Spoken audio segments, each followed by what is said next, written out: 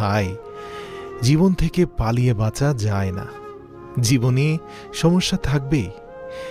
যদি পারেন নিজে সমাধান করেন, নয়তো চুপ করে সময়ের উপর সব কিছু ছেড়ে দেন। এ পৃথিবীর দুঃখ, কষ্ট অথবা সুখ কোনোটাই স্থায়ী নয়। আর এজন্যই মহান প্রভু কোরআনে বলেছেন, নিশ্চয়ই কষ্টের সাথে স্বস্তি রয়েছে। তাই যদি খুব কষ্টে থাকেন, তাহলে আপনাকে সুসংবাদ দিতে চাই, অতি দ্রুত সুখের সময় আসছে।